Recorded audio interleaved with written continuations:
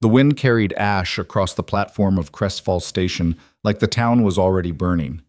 Ethan Rowe stood beneath the water tower, watching the eastbound locomotive choke black smoke into a sky that hadn't seen rain in 4 months.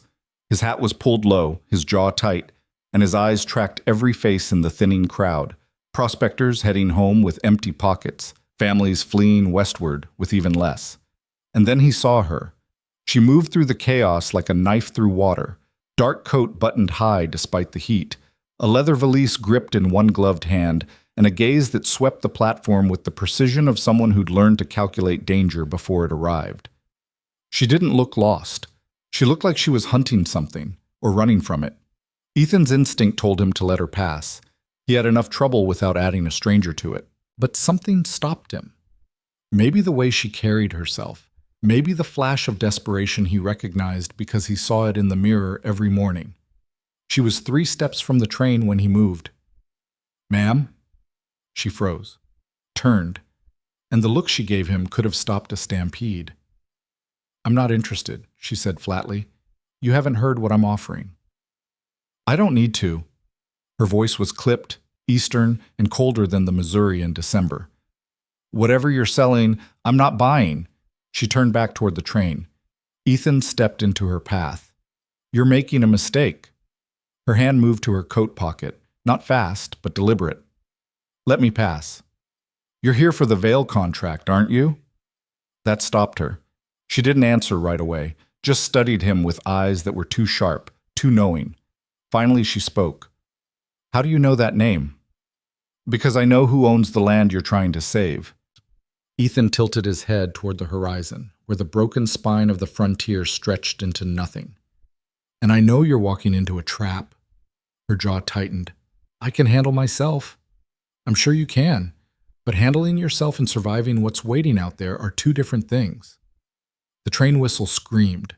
Passengers began boarding. She glanced at the train, then back at him. "You've got 30 seconds. The land they sold you? It's dead. The wells are poisoned, the soil's stripped, and the nearest water's 10 miles through hostile territory. You won't last 2 weeks. Then why do you care? Because if you fail, they take everything. Your family's business, my father's ranch, this whole town." He lowered his voice. "And they've been planning this for months." Her expression didn't change, but something shifted behind her eyes. "Who are you?" "Ethan Rowe. My father owns the ranch next to the Vail plot." "Clara Vail." She said it like a challenge. "And if you know so much, why haven't you done anything about it?" "Because I can't fight them alone." He met her gaze. "But together, we might stand a chance." The train began to roll. Clara looked at it, looked at him, then she stepped off the platform. "One conversation," she said. "Then I decide." Ethan nodded. "That's all I'm asking." Dust and desperation. The Rowe Ranch sat at the edge of Crestfall like a fist gripping dry ground. Once it had been something, 200 acres of grazing land, a main house built from timber, hauled across 3 territories, and a reputation for raising the finest cattle west of the Mississippi. Now it was a graveyard with a heartbeat. Ethan led Clara through the gate, past fences held together with wire and prayer. The main house still stood, but the paint had long since peeled away, and the porch sagged under the weight of too many hard seasons.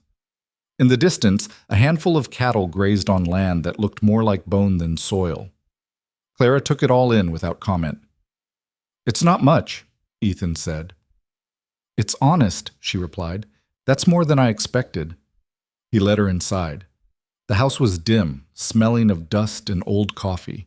A fire crackled in the hearth, and in a chair beside it sat a man who looked like he'd been carved from the same hard earth as the ranch. Jacob Rowe had been a giant once, broad-shouldered, iron-willed, the kind of man who could stare down a drought and make it blink.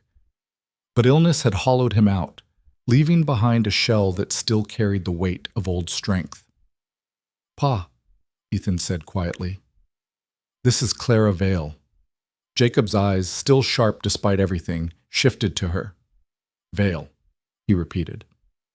"You're the one who bought the death trap." Clara didn't flinch. "I'm the one who's going to turn it into something worth keeping."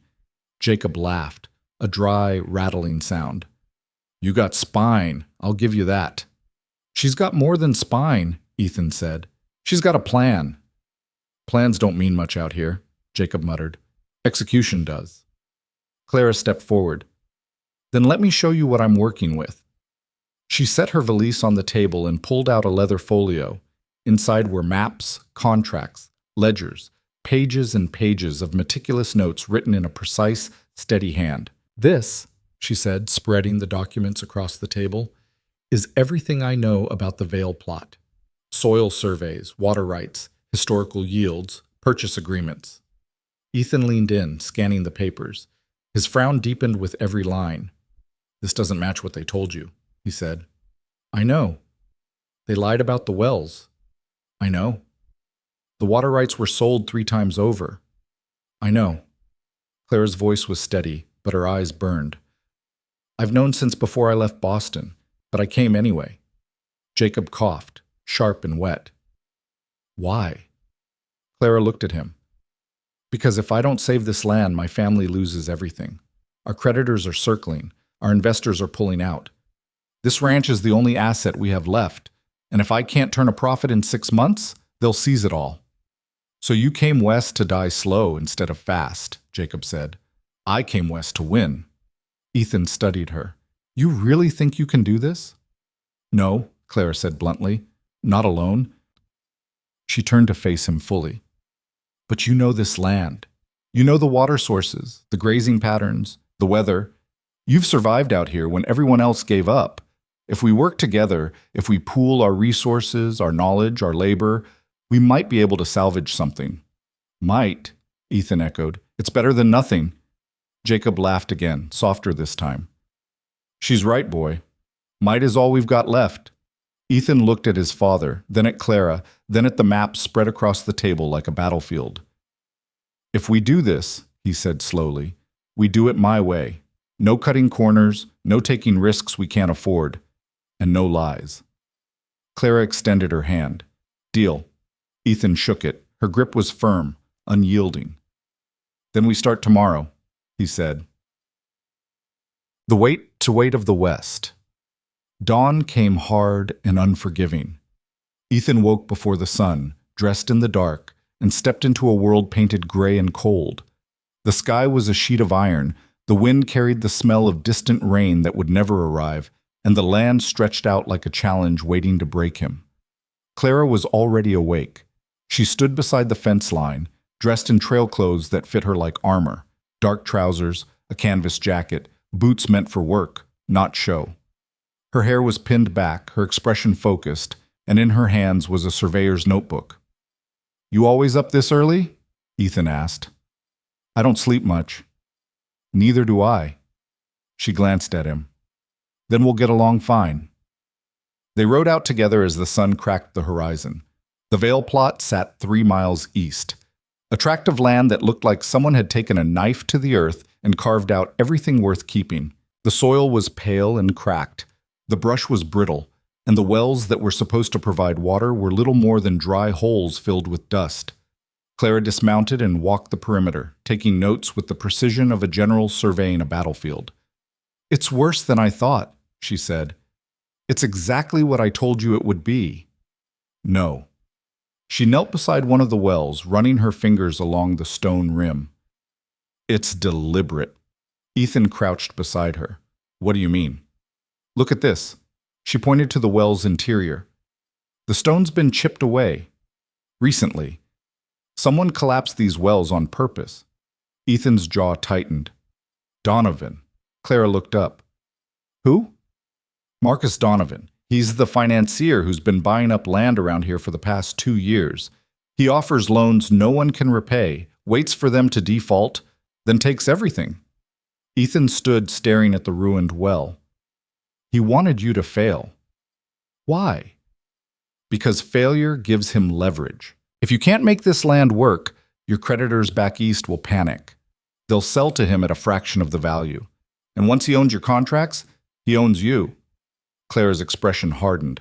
Then we don't fail. It's not that simple. Yes, it is. She stood, brushing dust from her knees. We find water. We rebuild the wells. We make this land profitable. and we do it before he can stop us.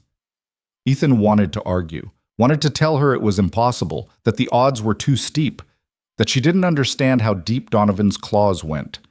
But looking at her, standing in the middle of nothing, staring at a future that should have crushed her, and refusing to blink, he realized something. She wasn't here to survive. She was here to fight. "All right," he said. "Then we start with the water." Breaking ground. They worked like the land owed them a debt.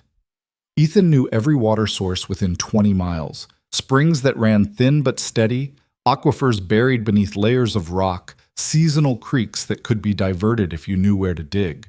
Clara learned fast, absorbing information like someone who'd spent her whole life preparing for exactly this kind of war. Together, they mapped a plan. "We can't rely on the wells," Clara said, spreading a new survey map across the bed of Ethan's wagon. "But if we dig irrigation channels here and here," she traced 2 lines with her finger, "we can redirect runoff from the northern ridge." "That's 4 miles of digging," Ethan said. "Then we dig." "With what crew?" Clara looked at him. "Us." He stared at her. "You're serious?" "Completely." And she was. For the next 2 weeks, they broke their backs against the earth. Ethan swung a pickaxe until his hands bled. Clara hauled stones until her shoulders screamed. They dug trenches through hard-pan soil, reinforced channels with timber and stone, and diverted every drop of water they could find toward the Vale plot. It was brutal, grinding work, the kind that turned days into blurs of pain and exhaustion. But slowly, impossibly, it started to work. Water began to flow. Not much, not fast, but enough to turn dust into mud, mud into soil, soil into something that could hold a seed. Clara stood at the edge of the first irrigation channel, watching water trickle through the trench they'd carved with their own hands, and for the first time since she'd arrived, she smiled. "It's working," she said quietly. Ethan stood beside her, sweat-soaked and exhausted. "Yeah, it is." She glanced at him. "You didn't think it would." "I didn't think a lot of things." He paused. "But you keep proving me wrong." Clara's smile faded. "Don't celebrate yet. Water's only the first step. We still need to plant, harvest, and sell before the deadline. And Donovan's going to notice." "Let him notice," Ethan said. "We're not doing anything illegal." "No," Clara agreed, "but that won't stop him." The town turns. Crestfall was a town built on suspicion.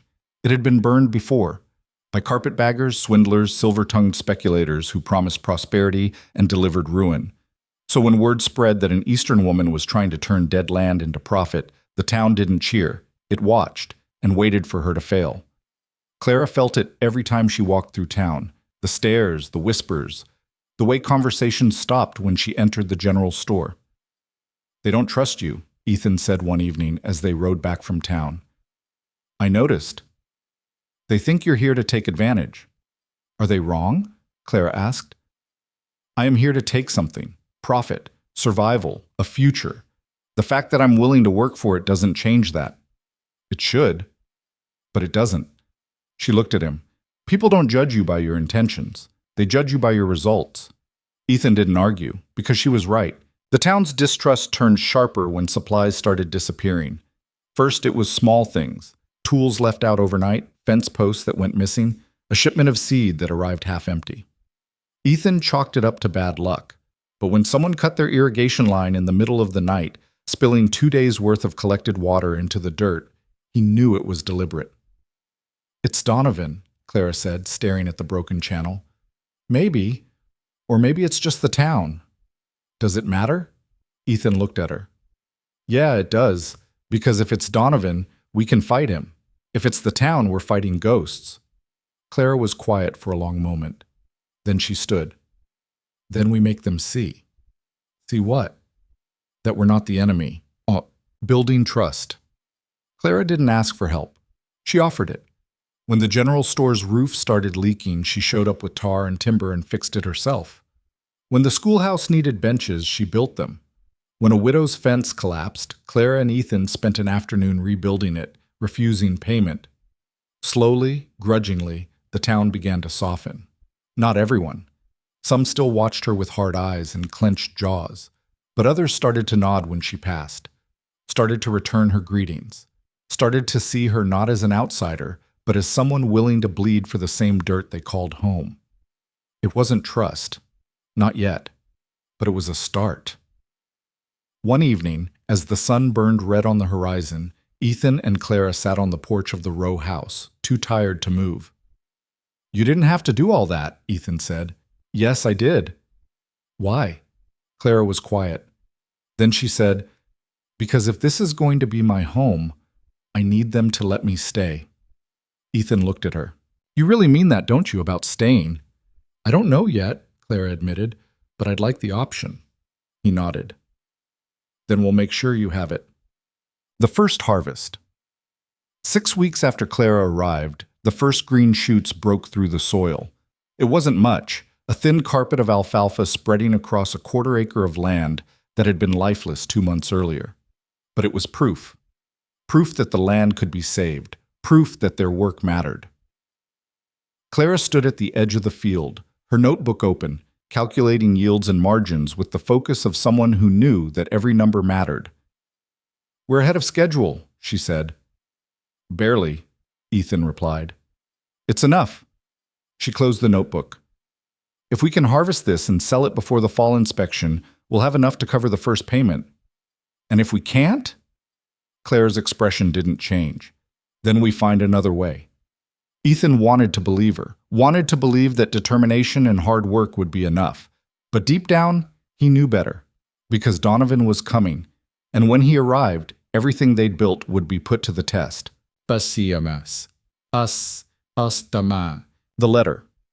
The letter arrived on a Tuesday. It was delivered by a courier, a thin man in a dusty suit who handed it to Clara without a word and left before she could ask questions.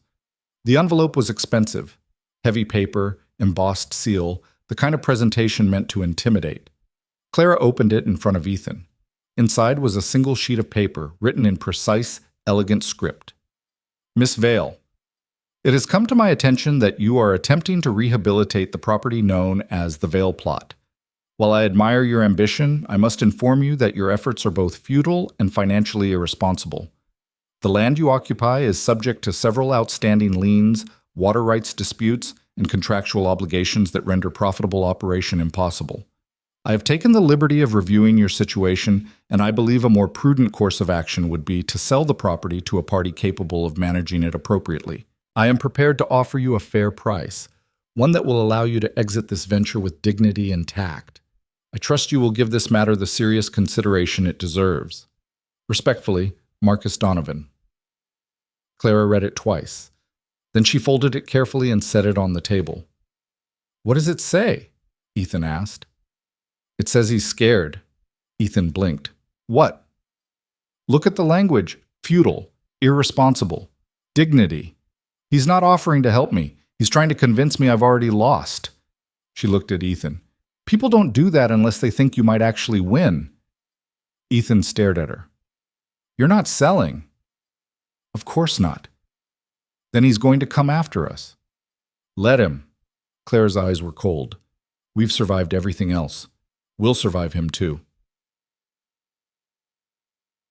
Shadows and smoke. 3 days later, the cattle started dying. It began with one, a young steer found on the edge of the Vale Plot, bloated and stiff.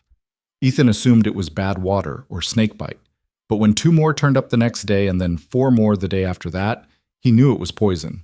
Someone was killing their herd.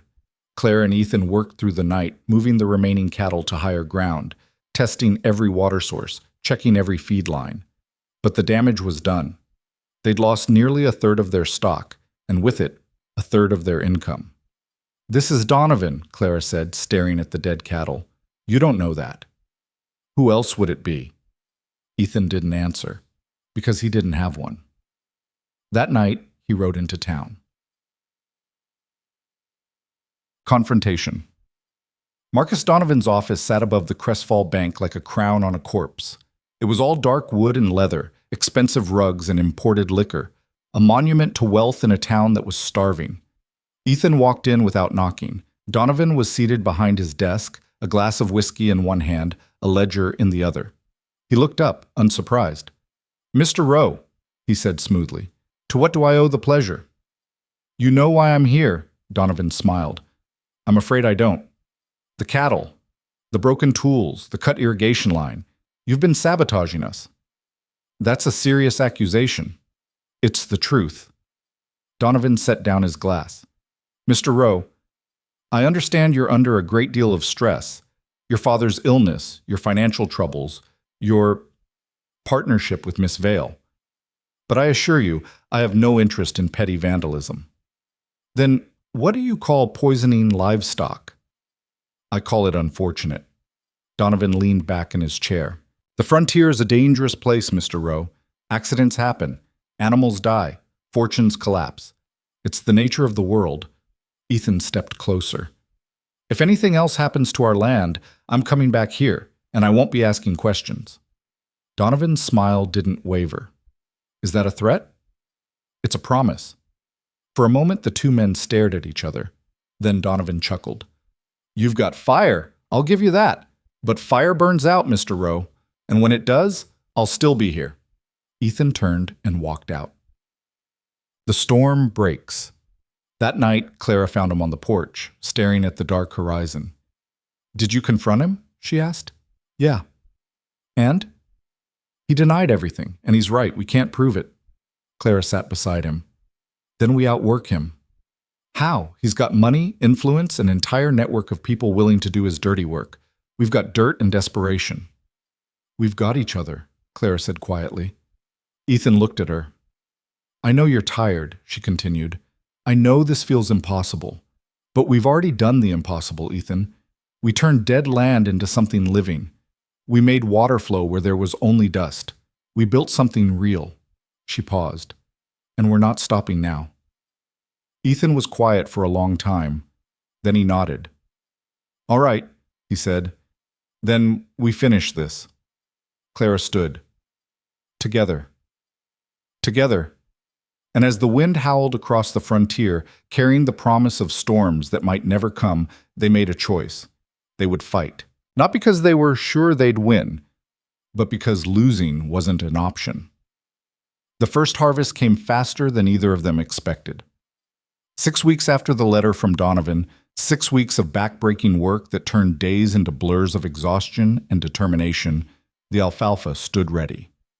Clara walked the perimeter of the field at dawn, her notebook clutched in one hand, calculating yields with the same precision she'd once used for Boston investment portfolios. It's good, Ethan said, joining her at the fence line. His shirt was already dark with sweat despite the early hour. Better than good. If we can get it harvested and to market before the weather turns, we'll have enough to make the first payment with margin to spare, Clara finished. She looked at him, allowing herself a small smile. We actually did it. Don't celebrate yet. Still got to bring it in. Always the optimist. One of us has to be practical. But his eyes were warm, and Clara saw something there she hadn't noticed before. Pride maybe, or the beginning of something that looked dangerously like hope. They started cutting at first light, working in synchronized rhythm, born from months of shared labor. Ethan swung the scythe with practiced efficiency, while Clara followed behind, gathering and binding. The work was brutal, relentless, and somehow deeply satisfying. Every bundle represented survival.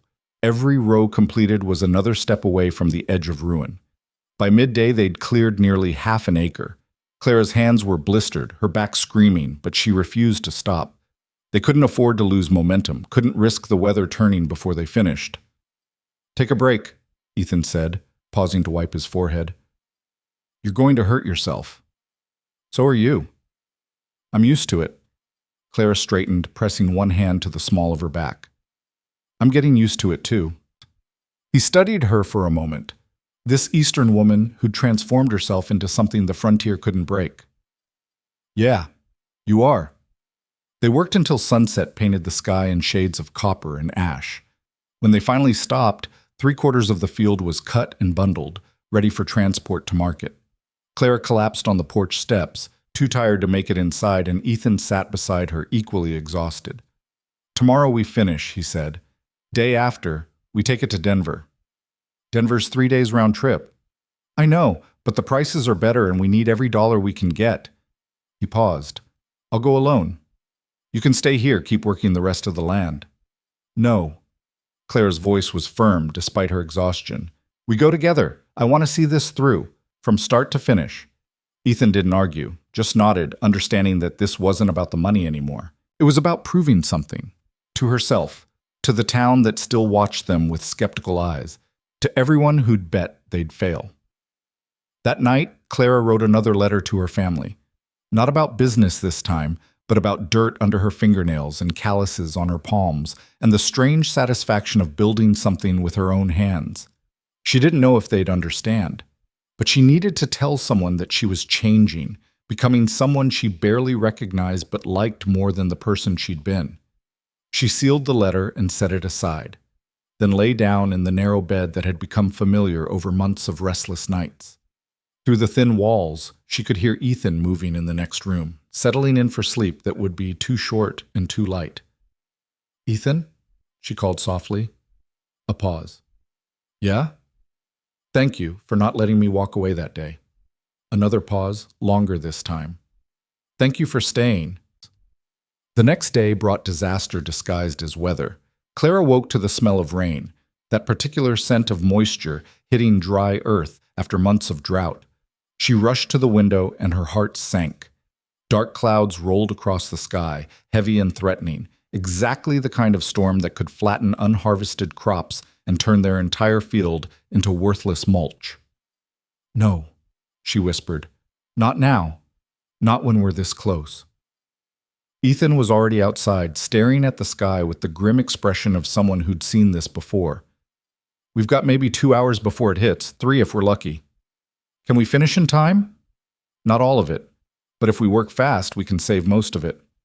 They moved like people possessed, scythes swinging in desperate rhythm, hands grabbing and binding with speed born from pure necessity. The wind picked up, carrying the smell of approaching rain. Thunder rumbled in the distance, growing closer with every passing minute. Clara's muscles screamed. Her hands bled through the blisters. But she didn't stop, couldn't stop, because stopping meant losing everything they'd worked for. Samuel Chen appeared on the horizon, driving his wagon at a speed that kicked up dust behind him. Margaret sat beside him, and in the wagon bed were 4 young men from town, all carrying tools. Heard the storm was coming, Samuel called, already climbing down. Figured you could use help. Clara wanted to cry from sheer relief. We can pay you when we sell. Save it, Margaret interrupted, already moving toward the field. Just show us what to do. They worked as a team, 8 people moving through the remaining field like a machine. The sky grew darker. The wind turned vicious. But slowly, impossibly, the bundles multiplied, stacked and protected as best they could manage. The rain started just as they finished the last row. It came down in sheets, soaking them instantly, turning the ground to mud. But the harvest was in, protected under tarps they'd secured with shaking hands. They'd saved it, all of it. Clara stood in the downpour, face turned to the sky, and laughed, pure unrestrained relief that bordered on hysteria. Ethan grabbed her, spinning her once before setting her down. We did it. We did it, she echoed. Samuel and his crew watched from beneath the wagon, grinning despite being drenched. You two are either blessed or insane, he called. Can it be both? Clara shouted back. They all laughed then, standing in the rain that would have destroyed them hours earlier, celebrating a victory measured in bundled alfalfa and borrowed time. The trip to Denver took 4 days instead of 3 because the rain had turned the roads to rivers of mud. Clara and Ethan loaded the wagon carefully, every bundle accounted for and documented. They left before dawn on the 3rd day after the storm, with Margaret promising to check on Jacob and the ranch while they were gone. The journey was hard, slow, and gave Clara too much time to think. About what came next. About whether this one successful harvest would be enough. About the fact that even if they made the payment, there would be another one due in 3 months, and another after that, and Donovan would be waiting for them to slip. You're quiet, Ethan observed on the 2nd day. Thinking. About? About what happens if this isn't enough. If we make this payment but can't make the next one. If Donovan just waits us out. Ethan was quiet for a long moment, guiding the horses around a particularly bad section of road. Then we find another way. We always have. There might not be another way. There's always another way, Clara. You just have to be stubborn enough to find it. She looked at him, this man who'd become her partner in every sense that mattered. When did you get so optimistic? About the same time you started doubting. Figured one of us should balance the other out. Denver rose from the plains like a promise of civilization the frontier couldn't quite deliver.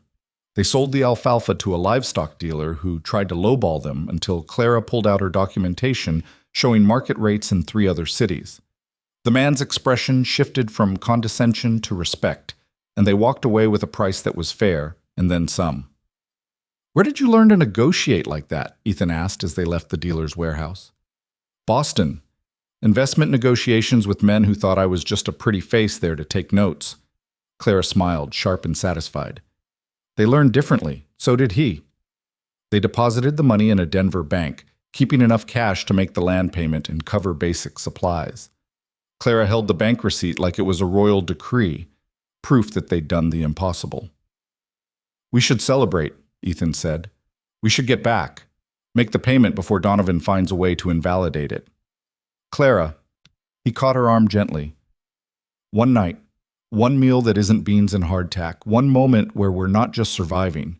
She wanted to argue, wanted to say they couldn't afford the time or money, but looking at Ethan, at the exhaustion etched into his face, the hope fighting with wariness in his eyes, she realized he was right. They'd earned this. One night, she agreed. They found a modest hotel with a restaurant that served actual beef and vegetables that hadn't been preserved in salt. Clara ordered cautiously, still calculating costs, until Ethan pushed the menu toward her. Get what you want. We can afford it. Can we? Tonight we can. So Clara ordered roasted chicken and fresh bread and coffee that didn't taste like it had been boiled 3 times. And sitting across from Ethan in a restaurant full of people who had no idea what they'd survived to get here, she felt something shift. This wasn't just business anymore. Wasn't just survival or strategy or a temporary alliance.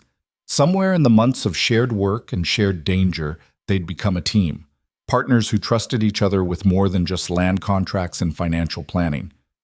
What happens when this is over? She asked quietly. Ethan looked up from his meal. When what's over? The fight with Donovan, the struggle to save the land. When we're not in crisis mode anymore, if that ever happens, what then? He considered the question seriously. I don't know.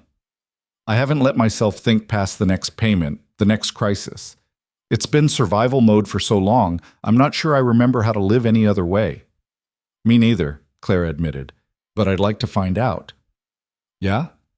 Something in his expression softened. What would that look like?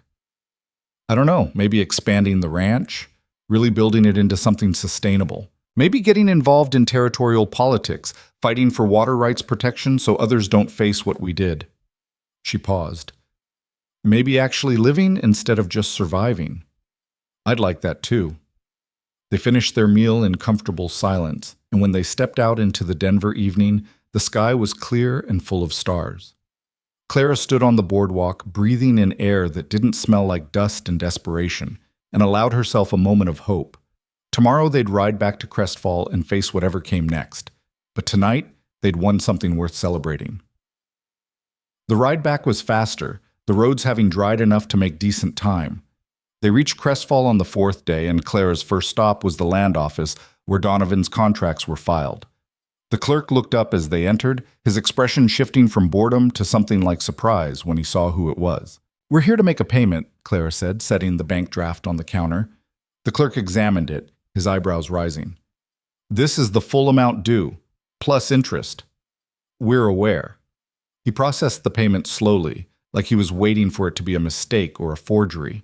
But the money was real, the documentation was proper, and finally, grudgingly, he stamped their receipt. Payment recorded, he said. Next installment due in 90 days. We'll be ready, Clara said. They walked out into the afternoon sun, and Clara felt like she could breathe fully for the first time in weeks. One down, Ethan said. 4 more to go. We'll make it. Clara looked at him. You really believe that? I have to. Because the alternative is quitting, and I don't think either of us knows how to do that anymore. He was right. Somewhere in the fighting and surviving, quitting had stopped being an option. The town's attitude shifted after the harvest. It was subtle at first, nods instead of stares, greetings instead of silence. The general store clerk actually smiled when Clara came in for supplies. A farmer stopped her on the street to ask about irrigation techniques. "They're starting to believe," Ethan said one evening. "Believe what?" "That you might actually pull this off. That the Eastern woman who bought Deadland might know what she's doing after all." Clara didn't respond right away. She was still getting used to the idea herself. But the shift was real, and it accelerated when word spread about how they'd saved the harvest with hours to spare, about how Clara had negotiated a fair price in Denver, about how they'd made their payment in full. People started asking for advice, sharing information about water sources and soil conditions, offering help with repairs and planning. Crestfall was starting to accept her, not as an outsider to be tolerated, but as one of their own. It should have felt like victory.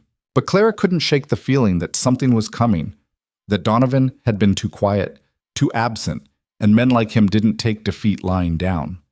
She was right. The inspector arrived on a Tuesday morning without warning. Clara was working in the vegetable garden when a man in a dark suit rode up, accompanied by 2 territorial marshals. Her stomach dropped even before he introduced himself. "Mrs. Vale. Or is it Mrs. Rowe now?" The inspector's smile didn't reach his eyes. "I'm here to conduct the official land assessment, verify that improvements have been made as required by your contract." "The assessment isn't scheduled for another 6 weeks, Clara said, standing and brushing dirt from her hands. "The timeline has been adjusted due to concerns about contract compliance." "What concerns?" "That's what I'm here to determine." Ethan appeared from the barn, his expression darkening when he saw the marshals. "What's going on?" "Official inspection," the inspector said smoothly. "I'm sure you understand. The territory has a vested interest in ensuring contracted land is being properly developed." Clara's mind raced. This was Donovan's move. The trap they'd known was coming but hadn't expected so soon. Move up the inspection before they were ready, find technical violations, use them to void the contract. "Of course," she said, her voice steady despite the fear clawing at her chest. "Where would you like to start?" The inspection took 3 hours. The inspector examined every inch of their operation with the methodical precision of someone looking for problems. He measured field boundaries, tested water quality, reviewed their planting records, questioned every improvement they'd made, and slowly, deliberately, he found violations. The irrigation channels were 3 inches narrower than specified in the contract. The well depth didn't match the surveyor's original measurements. The boundary markers had shifted slightly from their recorded positions, all minor, all technical, all completely intentional traps built into contracts designed to be impossible to fulfill. "I'm afraid I'll have to file a report of non-compliance," the inspector said, closing his notebook with theatrical finality. "Your contract specified exact measurements for all improvements. These deviations, however minor they may seem, constitute breach of agreement." "Those specifications were impossible from the start," Clara said, her voice tight with controlled anger. "The surveyor's measurements were wrong. The contract requirements were designed to fail." "That's a serious accusation." "It's the truth," the inspector smiled. "Perhaps you should have hired a lawyer to review the terms before signing. I'm afraid ignorance of contractual obligations is not a defense." "We're not ignorant," Ethan said quietly. "We're being cheated, and we both know who's behind it. I don't know what you're implying, but I recommend you be very careful about making unfounded accusations." The inspector mounted his horse. "You'll receive my official report within 3 days. I suggest you use that time to consider your options. Mr. Donovan has expressed willingness to buy out your contract at a fair price. It might be wise to accept before this becomes more complicated." He rode away, the marshals following, leaving Clara and Ethan standing in the dust of their own land. "It was rigged from the start," Clara said, her voice shaking with fury. "Every measurement, every specification, the entire contract was designed to make us fail no matter what we did." "So what do we do?" Clara looked at the fields they'd planted, the irrigation channels they'd dug with their own hands, the land they'd brought back from death through sheer, stubborn refusal to quit. "We fight back," she said, "and this time, We don't play by his rules. That evening, they spread every document they had across the kitchen table. The original contract, the land surveys, the improvement specifications, everything Donovan had filed with the territorial office. Clara examined them with the trained eye of someone who'd spent years analyzing investment documents, looking for the pattern she knew had to be there. And she found it. "Look at this," she said, pointing to a clause buried in the fine print. "The contract says all improvements must match the surveyor's original measurements within a 5% margin." "Right, and we're outside that margin. But look at the survey date.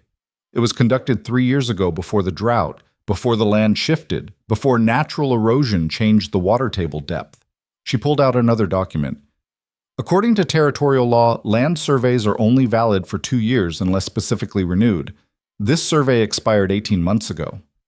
Ethan leaned in, reading. "So the measurements they're holding us to aren't even legally valid?" "Not just that. If the survey is invalid, then any contract based on those measurements is invalid too." Claire's mind raced through possibilities. "We can challenge the inspection, force them to conduct a new survey using current conditions." Donovan won't let that happen. He won't have a choice if we file a formal legal challenge.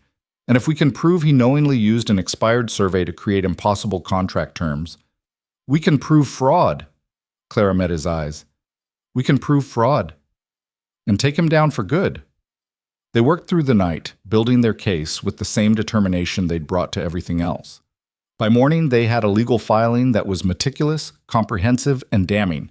But filing it meant walking into Donovan's territory, meant confronting power head-on with nothing but facts and righteous anger and a refusal to be crushed. "Are we really doing this?" Ethan asked as dawn broke. Clara thought about the train platform where this had all started, about the moment she'd chosen to stay instead of run, about every impossible thing they'd accomplished since then. "Yes," she said, "we're really doing this." "Then we better pack, because once we file these charges, there's no going back." "I know." Clara looked at him. "You ready?" Ethan smiled, tired but fierce. "I've been ready since the day you walked into my life and refused to quit." They rode out as the sun climbed higher, heading back toward Denver with evidence that could either save them or destroy them, depending on how the next few days played out. Behind them, Crestfall watched and waited. And ahead of them, Marcus Donovan was about to learn that some people couldn't be bought, broken, or intimidated into surrender. The real fight was just beginning. The inspection letter came 3 weeks early. Clara held it in both hands, standing in the doorway of the ranch house while morning light cut sharp angles across the floor. The paper trembled slightly, not from her hands, but from the rage she was holding back. "They moved it up," she said, her voice flat and controlled in that way Ethan had learned meant she was barely keeping herself together. He crossed the room and read over her shoulder. Official letterhead. Legal terminology wrapped around a simple message. The land assessment that was supposed to happen in October would now take place in 2 weeks. Failure to demonstrate profitability would result in immediate foreclosure proceedings. "Donovan?" Ethan said. "Of course it's Donovan." Clara set the letter down with deliberate care, like she was afraid if she moved too fast she'd tear it apart. "He knows we're close. He knows another month would give us time to harvest, to sell, to prove the land's viable. So he's cutting us off at the knees." "Can he even do this legally?" "He can do whatever he wants. He owns the bank. He owns half the territorial legislature. He probably owns the inspector." She turned to face him, and her eyes were hard. "This was always the plan, Ethan. Make us work ourselves to death. Let us get just close enough to taste success, then pull the rug out." Ethan looked at the letter again, scanning the dense text. "There has to be a loophole, some kind of appeal process." "There is. It takes 90 days to file and another 6 months to process. We don't have 90 days, we have 14. The silence that followed was heavy enough to crack stone. Outside, the land they'd broken their backs to save stretched green and growing under a sky that had finally learned to give rain. The irrigation channels ran clear. The alfalfa stood thick and ready for harvest.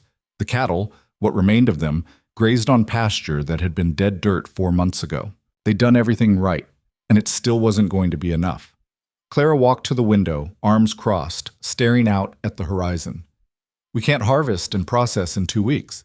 Even if we worked around the clock, we'd need at least 3 to get a marketable yield." "Then we don't harvest." She glanced back at him. What? We can't win their game, Clara. The timeline's rigged, the rules are stacked, and Donovan controls the board. So we stop playing by his rules. And do what exactly? Ethan moved to stand beside her. We changed the terms. For the first time that morning, something other than anger flickered across her face. I'm listening. Donovan wants you to fail the inspection so your creditors panic and sell to him cheap. But what if you weren't the one being inspected? What if the liability shifted? Claire's eyes narrowed. Keep talking. The land's in your name, your family's name. That makes you vulnerable. But if ownership transferred, if someone else held the deed, the contracts would have to be renegotiated. The inspection would be invalidated. The whole timeline would reset. She was quiet, processing. Then understanding dawned, and with it, shock. You're talking about marriage. I'm talking about a legal partnership that protects both of us. Ethan. Her voice was careful now, measured. That's not a business transaction. That's your entire life. So is this ranch. So is my father's legacy. So is everything we've built together. He turned to face her fully. Donovan's betting we won't take the risk. He's betting we'll play it safe, follow the rules, and break when the pressure gets too high. But if we do this, if we make it legal, permanent, documented, we flip the entire board. He loses his leverage. Your creditors lose their claim. And we buy ourselves the time we need to win. Clara stared at him like she was trying to see through to the calculation underneath. This isn't just about the land. No, Ethan admitted. It's not. But it's also not a lie. We've been partners since the day you stepped off that train. This just makes it official. Official, Clara repeated, and there was something raw in her voice. You'd tie yourself to me, to all my debts, all my failures, everything I'm running from, just to beat Donovan? I'd tie myself to you because the last 4 months have proven something I should have known the moment I saw you. He paused. You don't quit. You don't break. And if I'm going to fight for this land, I want you standing beside me when I do it. The morning light caught the angle of her jaw, the set of her shoulders. She looked like she was standing at the edge of a cliff, calculating the fall. This is insane, she said quietly. Yeah, it is. If it doesn't work, we lose everything. We're losing everything anyway. She closed her eyes, breathed, then opened them and met his gaze with the same steel he'd seen that first day on the platform. If we do this, we do it right. Full legal documentation, witnessed signatures, filed with the territorial office before Donovan can interfere. Agreed. And we don't lie about it. Not to the town, not to your father, not to anyone. We own the choice. Agreed. Clara extended her hand. Then let's get married, Ethan Rowe. He took it. Her grip was steady, unflinching. Let's get married, Clara Vale. The words hung in the air like a vow made to something bigger than either of them. Not to each other, but to the land, the fight, the future they were gambling everything to claim. Outside, the wind shifted. Storm clouds gathered on the eastern horizon. And somewhere in Crestfall, Marcus Donovan was about to realize he'd underestimated them both. Jacob Rowe took the news better than expected. He sat in his chair by the fire, thinner than he'd been a month ago, but still sharp-eyed, and listened while Ethan explained the plan. When his son finished, Jacob was quiet for a long moment, staring into the flames. Then he laughed. It was a rough, wheezing sound, but genuine. You're going to marry her to spite Marcus Donovan. I'm marrying her to save the ranch, Ethan corrected. Same thing. Jacob's grin was wicked. That son of a bitch has been bleeding this territory dry for years. About time someone hit him where it hurts. You're not angry? Angry? Jacob looked at his son like he'd lost his mind. Boy, I've been watching you two dance around each other for months. The only thing that surprises me is that it took a legal loophole to make you admit what everyone else already knew. Ethan opened his mouth, closed it. We're doing this for the land. Sure you are. Jacob's expression softened. But land doesn't keep you up at night worrying. Land doesn't make you smile when you think no one's looking. And land sure as hell doesn't make a man willing to gamble his whole future on a woman he barely knows. I know her, Ethan said quietly. I know you do. That's why this'll work. Clara appeared in the doorway, dressed in clean trail clothes, her hair pulled back. She looked between father and son, reading the room. "I can come back," she offered. "No need," Jacob said. "Come here, girl." She approached cautiously. Jacob studied her with the same intensity he'd given the land surveys and ledger books. "You love my son?" he asked bluntly. Clara didn't flinch. "I respect him, I trust him, and I'd fight anyone who tried to take this ranch from him. If that's not love, it's close enough." Jacob nodded slowly. "Good answer." He looked at Ethan. "She'll do." "Glad you approve," Ethan said dryly.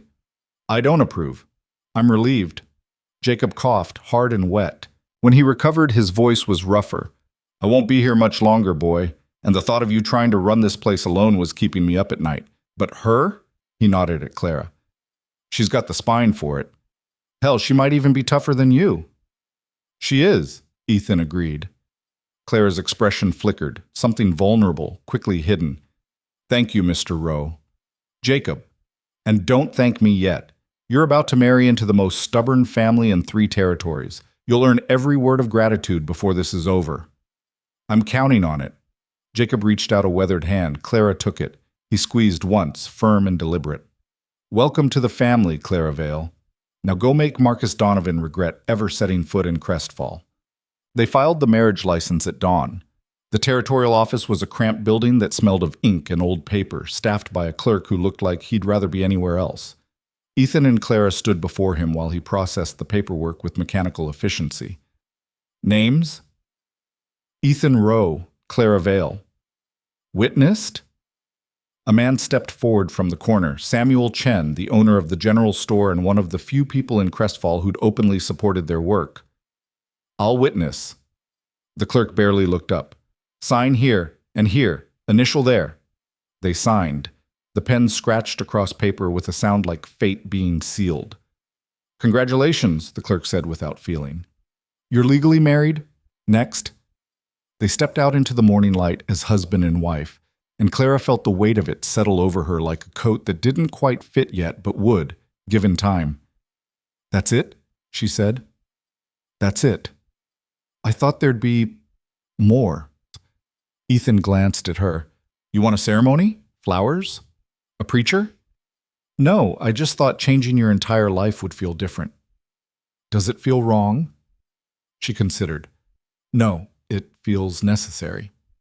"Then that's enough." Samuel caught up with them outside, grinning. "Hell of a way to start a marriage."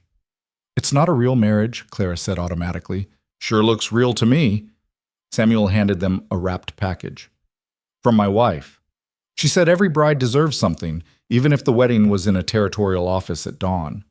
Clara unwrapped it carefully. Inside was a simple silver bracelet, polished until it caught the light. "Tell her thank you," Clara said quietly. "Tell her yourself. She's planning a dinner. Says the whole town's invited." Ethan frowned. "Samuel, you can't hide this, Ethan. Word's already spreading. Better to face it head on than let the rumors get ahead of you." He was right. Within hours, every person in Crestfall would know that Ethan Rowe had married the Eastern woman everyone had been betting would fail. Some would understand. Others would see it as proof of her scheming. "Tonight, then," Clara said. "We'll be there." Samuel nodded and headed back toward town. Ethan and Clara stood alone on the dusty street, legally bound and completely uncertain what came next. "We should tell Donovan," Clara said. "He'll find out soon enough." "I want him to hear it from us. I want him to see that we're not afraid." Ethan looked at her, his wife, his partner, the woman who'd walked into his life 4 months ago and turned everything upside down. "Then let's go tell him." Marcus Donovan was drinking coffee when they walked into his office. He looked up, mildly surprised, and set down his cup with the kind of deliberate calm that came from never being truly threatened. "Mr. Rowe, Miss Vale, what an unexpected pleasure." "It's Mrs. Rowe now," Clara said. The coffee cup paused halfway to its saucer. "I beg your pardon?" "We were married this morning, legally documented, witnessed, and filed with the territorial office." Clara set a copy of the marriage certificate on his desk. "Which means the inspection you moved up 3 weeks early is now invalid. The land's ownership has changed hands. All existing contracts will need to be renegotiated, and your timeline just reset. Donovan stared at the document like it was a snake that had appeared on his desk. Then he started to laugh. It wasn't a pleasant sound. "You got married," he said slowly, "to void a contract." "We got married to protect what's ours," Ethan corrected. Donovan leaned back in his chair, studying them both. "Do you have any idea what you've just done?" "We've bought ourselves time," Clara said. "You've painted a target on your backs." Donovan's smile vanished. "This isn't a game, Mrs. Rowe. This is business. And in business, there are always consequences for those who refuse to play by the rules." "Then it's a good thing we stopped playing," Clara said. Donovan stood, moving to the window. For a long moment, he was silent, staring out at Crestfall like a king surveying his territory. "I've destroyed better men than you," he said quietly. "Smarter men, richer men, men who thought they could outsmart me with legal tricks and clever maneuvers. And do you know what happened to them?" "They failed," Clara said. "No, they disappeared." Donovan turned to face them. "Because I didn't just take their land. I took everything, their reputations, their futures, their hope. And when I was done, there was nothing left but dust." "You're threatening us," Ethan said flatly. "I'm warning you, there's a difference." Clara stepped forward. "Here's our warning, Mr. Donovan. We're not going anywhere. We're not selling. We're not backing down. And every day we survive is another day you don't get what you want. So you can threaten us, sabotage us, do whatever you think will break us. But we'll still be here. And we'll still be fighting." The silence that followed was sharp enough to draw blood. Then Donovan smiled, cold and predatory. "I was hoping you'd say that. The dinner that night was tense and awkward, and strangely perfect.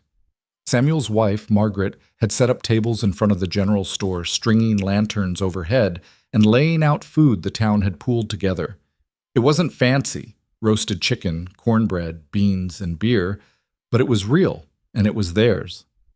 Clara stood at the edge of the gathering, feeling deeply out of place in borrowed clothes, watching the town she'd fought so hard to earn the trust of. "You look like you're about to run," Ethan said, appearing at her elbow. "I'm considering it." "Too late. You're stuck with me now." She glanced at him. He was trying to keep it light, but she could see the tension in his shoulders, the way his eyes kept scanning the crowd. "You're worried," she said. "Donovan knows now. He knows we outplayed him, and he's not the kind of man who takes that lying down. What do you think he'll do?" "I don't know. But it'll be worse than anything we've seen so far." Before Clara could respond, Margaret Chen appeared, beaming. "There you are, come on, we're about to toast." She pulled Clara into the center of the gathering, where Ethan was already standing, looking deeply uncomfortable. The crowd pressed in, some faces friendly, others still skeptical, all of them curious. Samuel raised his glass. "To Ethan and Clara, who proved that sometimes the best way to fight for what you love is to stake everything on it." Glasses raised, voices echoed the toast, and for a moment, Clara felt something she hadn't felt in months. She felt like she belonged. But the feeling didn't last. Because at the edge of the gathering, standing in the shadows where the lantern light didn't reach, was a man Clara didn't recognize. He was watching them with cold, calculating eyes, and when Clara met his gaze, he smiled. Then he turned and disappeared into the dark. "Ethan," she said quietly. "I saw him." "Who is he?" "I don't know, but I'm guessing we're about to find out." The answer came 2 days later, in the form of a summons. Clara found it nailed to the fence post at the edge of the Vale plot, written on expensive paper in the same elegant script as Donovan's earlier letter. But this wasn't an offer. It was a legal filing. Marcus Donovan was suing them for fraud. The claim was absurd, alleging that Clara and Ethan had conspired to defraud investors by entering into a false marriage designed to manipulate land contracts. It cited precedents, legal statutes, and testimony from unnamed witnesses who claimed the marriage was a sham. It was also brilliant, because even if the case had no merit, the legal process would tie them up for months. Court dates, depositions, legal fees they couldn't afford, and while they fought in court, the land would sit unworked, the harvest would rot, and everything they'd built would crumble. "He's not trying to win," Clara said, pacing the length of the ranch house. He's trying to bury us in paperwork until we give up. Then we fight it, Ethan said. With what? We don't have money for lawyers. We don't have time to defend ourselves and work the land. And even if we win, he'll just file another suit and another until we're too exhausted to keep going. She stopped pacing, her hands clenched into fists. He's not just trying to take the land, he's trying to break us. Ethan stood, crossing to her. Then we don't break. It's not that simple. Yes, it is. He took her shoulders, forcing her to meet his eyes. Donovan spent his whole life betting that people will quit when things get hard enough. That's his strategy. That's his power. But you and I, we don't quit. We didn't quit when the wells were dry. We didn't quit when the cattle died, and we're not quitting now. So what do? We go on the offensive. Clara blinked. What? Donovan thinks we're going to play defense, tie ourselves up fighting his lawsuit while he picks us apart. But what if we don't? What if we take the fight to him? How? Ethan moved to the table, spreading out the maps and documents they'd accumulated over the past months. Donovan's built his empire on leverage. He finds desperate people, offers them terms they can't refuse, and waits for them to default. But every contract he's written, every deal he's made, it's all documented. Filed with the territorial office, the banks, the land registry. Understanding dawned on Clara's face. You want to audit him. I want to expose him. If we can prove he's been manipulating contracts, bribing officials, sabotaging competitors, if we can show a pattern of fraud, we can turn his own tactics against him. That would take weeks, maybe months. Then we work fast. Ethan looked at her. You're the best researcher I've ever met. You found loopholes in contracts Donovan thought were airtight. If anyone can dig up dirt on him, it's you. Clara was quiet, her mind already racing through possibilities. We'd need access to records, banking documents, witness testimony. Samuel would help.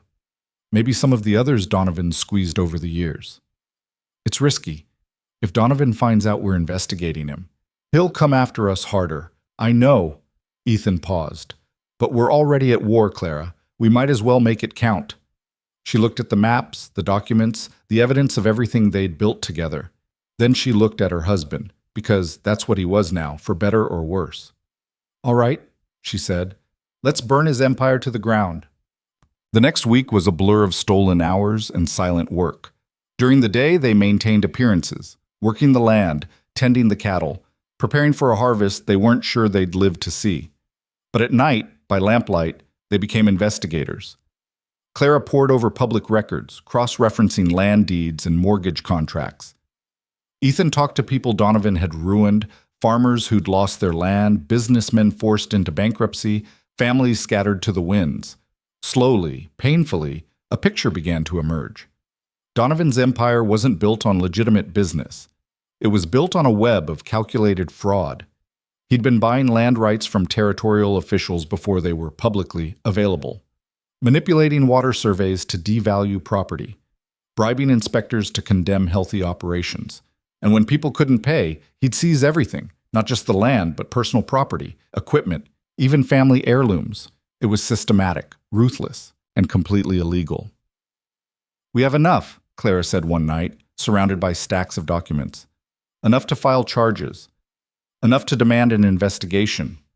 Will it work? Ethan asked. I don't know. Donovan owns half the people who'd be doing the investigating. But if we can get this in front of the right judge, someone he doesn't control, she trailed off. It's a chance. Then we take it. But before they could move, Donovan moved first. The fire started just after midnight. Clara woke to the smell of smoke and the sound of Ethan shouting her name. She stumbled out of bed, lungs already burning, and saw orange light flickering through the windows. The barn was on fire.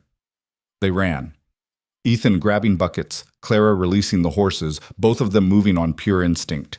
The flames roared, consuming hay and timber with terrifying speed. They fought it for hours, joined by neighbors who saw the glow from town, but by dawn, the barn was gone. Standing in the ashes, covered in soot and exhaustion, Clara felt something inside her crack. He did this, she said, her voice raw. We don't know that. Yes, we do. Ethan didn't argue. because she was right. Later that morning, a rider came with another message from Donovan. This one was brief. Accidents happen, especially to those who don't know when to quit. Clara read it once. Then she walked into the house, pulled out every document they'd gathered, and laid them on the table. "We're not waiting anymore," she said. "We're going to him, today. And we're ending this." Ethan looked at the documents, at his wife, at the charred remains of their barn visible through the window. "Then we ride east," he said. "And we don't come back until Donovan's finished." Clara met his eyes. Together. Together.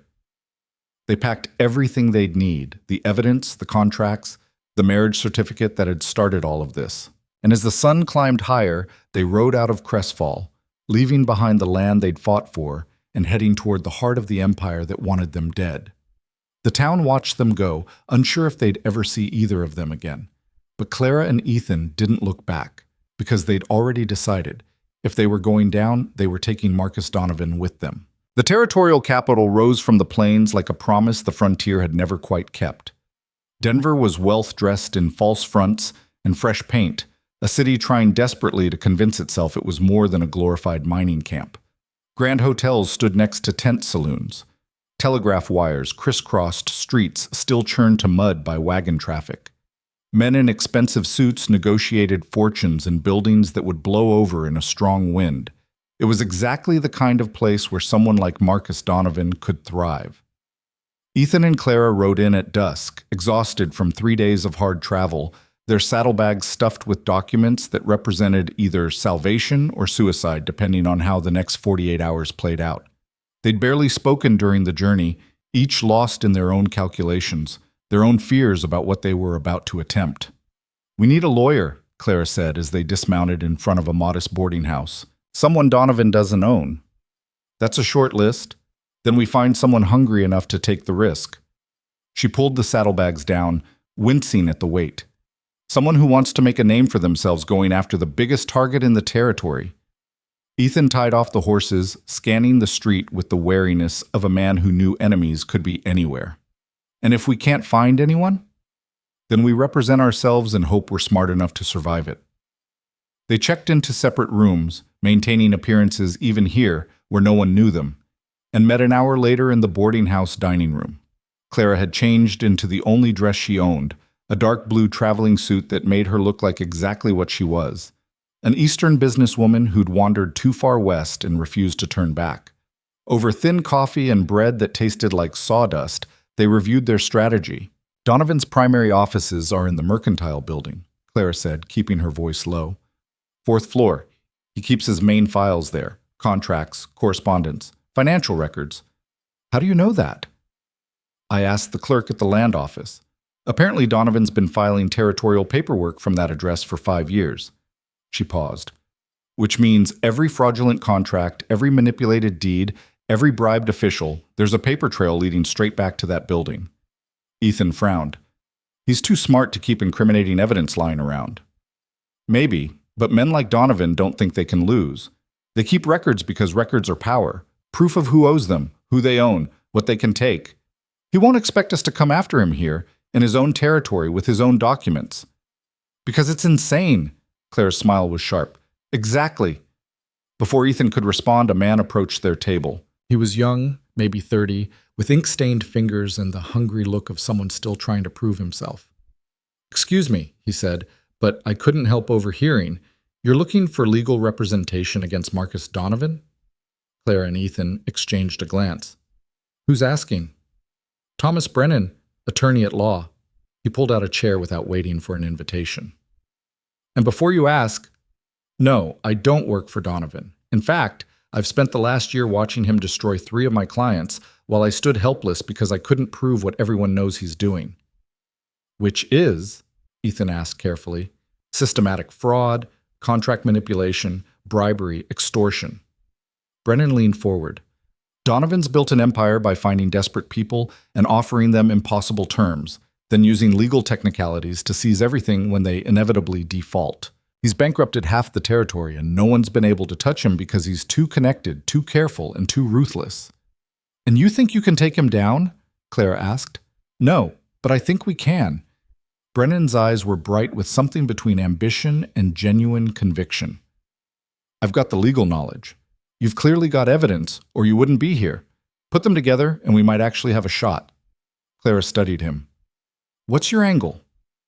My angle is that I'm tired of watching powerful men destroy good people and face no consequences. And I'm tired of being the kind of lawyer who files paperwork and collects fees while the world burns. He met her gaze. I want to be the lawyer who brought down Marcus Donovan. Is that honest enough for you? It'll do, Clara said. She pulled out a single document, a land contract with Donovan's signature, riddled with clauses that contradicted territorial law. Can you work with this? Brennan scanned it, his expression shifting from interest to shock to barely contained excitement. Where did you get this? We have 30 more just like it, plus witness testimony, plus financial records showing payments to territorial officials that don't match any legitimate business expense. Brennan set the document down carefully, like it might explode.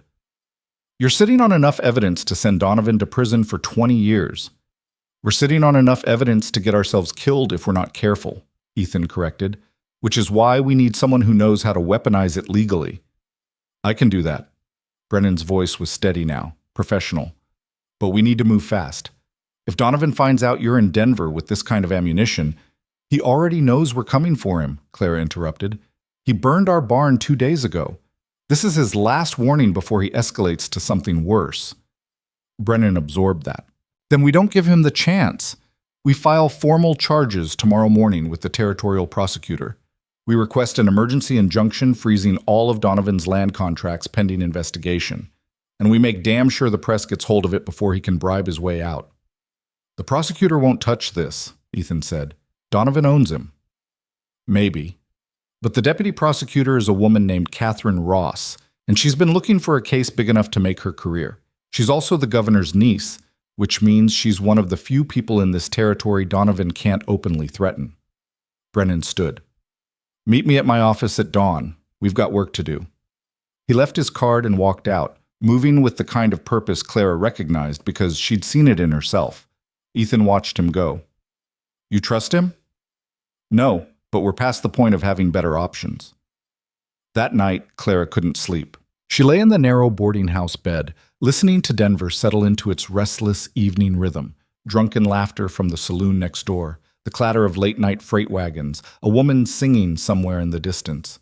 Through the thin walls, she could hear Ethan moving in the adjacent room, equally sleepless. They'd come so far. From that dust-choked train platform to this moment, gambling everything on a legal battle they might not survive. And for what? A piece of land that had been dead when they found it. A ranch that was more debt than asset. A future built on nothing but stubborn refusal to quit. But lying there in the dark, Clara realized it had never really been about the land. It was about proving that people like her and Ethan, people without money or connections or power, could fight back against a system designed to crush them. It was about refusing to be victims, about choosing to stand and swing even when the odds were impossible. And maybe, somewhere along the way, it had become about something else, too. A soft knock interrupted her thoughts. Clara rose, wrapping a shawl around her shoulders, and opened the door. Ethan stood in the hallway, fully dressed, looking like he'd given up on sleep entirely. Can't rest either? He asked. Not even close. Want to go over the documents again? Make sure we haven't missed anything? Clara nodded. They moved to the small table by the window, spreading papers between them, working by lamplight while the city breathed around them. But after an hour, neither of them was really reading anymore. Are we doing the right thing? Clara asked quietly. Ethan looked up. Having second thoughts? Third and fourth thoughts. Donovan's dangerous, Ethan. What we're about to do, it's not just risky, it's potentially fatal. You want to back out? No. The word came instantly, reflexively. But I want to make sure you understand what we're risking. If this goes wrong, we don't just lose the land, we lose everything. And Donovan's the kind of man who makes examples of people who challenge him. I know. And you're still willing to do this? Ethan was quiet for a moment. Then he said, 4 months ago, I was drowning. The ranch was failing, my father was dying, and I couldn't see any future that didn't end in losing everything. Then you showed up, this impossible, stubborn woman who looked at dead land and saw possibility, who worked until her hands bled, who refused to quit even when quitting was the smart choice. He paused. You changed everything, Clara. Not just the land. Me. The way I see the world. The way I see myself. So yeah, I'm willing to risk everything. Because the alternative is going back to who I was before you, and I can't do that. Clara felt something shift in her chest, something she'd been carefully not examining for months, because examining it meant acknowledging how much had changed between them. This wasn't supposed to be real, she said softly. I know. The marriage, the partnership, it was supposed to be strategy. I know. But somewhere along the way, it became real, Ethan finished. Yeah, it did. They sat in silence, the truth hanging between them like something fragile and dangerous. Finally, Clara reached across the table and took his hand. Whatever happens tomorrow, I want you to know, I don't regret any of it. Not the fight, not the risk, not you. Ethan's fingers tightened around hers. Neither do I. They stayed like that until dawn began to gray the eastern sky. Two people who'd started as strangers and become something neither of them had quite intended, but both of them needed. Then they stood, gathered their evidence, and prepared to walk into the lion's den. Thomas Brennan's office was exactly what Clara expected. Cramped, cluttered, smelling of old books and ambition. He was already at his desk when they arrived, surrounded by even more documents than they'd brought. I've been up all night cross-referencing territorial statutes, he said without preamble. The good news is we have multiple angles of attack: contract fraud, conspiracy to defraud, bribery of public officials, theft by deception. The bad news is Donovan's lawyers are the best money can buy, and they'll fight every charge with everything they have. So what's our strategy? Clara asked. We bury them in evidence. We file so many charges with so much documentation that even if they manage to dismiss half of them, the rest will stick. And we do it publicly. Press coverage, court testimony, witnesses willing to go on record. Brennan looked between them. But I need to know you're committed. Once we file, there's no backing out. Donovan will come at you with everything he has. Your lives will be dissected. Your marriage will be questioned. Every mistake you've ever made will be used against you. We're ready, Ethan said. Are you? Brennan's gaze was sharp. Because I've seen what Donovan does to people who challenge him. He doesn't just destroy their careers. He destroys them, personally, completely. And he's very good at it. Clara set her saddlebag on the desk and began pulling out documents. Then let's make sure we destroy him first. They spent the next 6 hours building the case. Brennan drafted formal charges while Clara organized evidence and Ethan corroborated witness statements. By early afternoon, they had a legal filing thick enough to choke a court clerk and damning enough to ruin a dozen powerful men. This is it, Brennan said, holding the completed document. Once I submit this to the prosecutor's office, everything changes. Last chance to walk away. Clara and Ethan looked at each other. No words necessary, just a shared understanding of how far they'd come and what they were about to risk. File it, Clara said. Brennan nodded and stood. Then let's go make history. The territorial prosecutor's office was housed in a stone building that tried too hard to look important. They climbed marble steps past men in expensive suits who barely glanced at them, into a reception area where a bored clerk asked their business. We're here to see Deputy Prosecutor Ross, Brennan said. We have evidence of criminal fraud involving territorial land contracts. The clerk's expression didn't change. Do you have an appointment? No, but then you'll need to schedule one. Next available opening is 3 weeks from Tuesday. This can't wait 3 weeks, Clara interjected. We have evidence of ongoing criminal activity involving territorial officials. Then file a written complaint and someone will review it. Eventually. The clerk returned to his paperwork, dismissing them. Brennan looked ready to argue, but Clara put a hand on his arm. Wait here. She walked past the clerk's desk, ignoring his protests, and pushed through the door marked Deputy Prosecutor K. Ross. The woman behind the desk looked up, startled. She was younger than Clara expected, maybe 35, with sharp eyes and an expression that suggested she didn't suffer fools. You can't just, she began. Catherine Ross? Clara interrupted. My name is Clara Rowe. My husband and I have documented evidence that Marcus Donovan has been systematically defrauding landowners across this territory for the past 5 years, and we need someone with the courage to prosecute him before he destroys more lives. Ross's expression shifted from annoyance to interest. Donovan. Yes. You have evidence? 37 fraudulent contracts, financial records showing bribes to public officials, witness testimony from at least 15 people he's defrauded, and documentation of ongoing harassment, including arson, when we started investigating. Ross stood slowly. Show me. Clara gestured, and Brennan appeared in the doorway with the saddlebags. They spread everything across Ross's desk. Every contract, every ledger, every witness statement they'd collected. Ross examined them with the focused intensity of a predator spotting prey. When she finally looked up, her expression was carefully controlled, but her eyes were burning. How long have you been gathering this? She asked. Weeks, while simultaneously trying to prevent him from stealing our land and possibly killing us. And you came to me because? Because you're the governor's niece, which means you're one of the few people Donovan can't openly threaten. And because Brennan says you've been looking for a case big enough to build a career on. Clara leaned forward. This is that case, but only if you're willing to risk everything to win it. Ross was quiet for a long moment, her gaze moving between the evidence and Clara's face. Then she smiled, small and dangerous. I've been waiting for someone to bring me something like this for 2 years. Every lawyer in this territory is too scared of Donovan to touch him. But you two? She shook her head, impressed despite herself. You're either the bravest people I've ever met or the most suicidal. Can it be both? Ethan asked from the doorway. Ross laughed, brief but genuine. All right, I'll take the case, but we do this my way. No cowboy heroics, no confronting Donovan directly. We build an airtight legal case, and we bury him in court where he can't use intimidation or violence to escape. Agreed, Clara said. Good. Then let's get to work.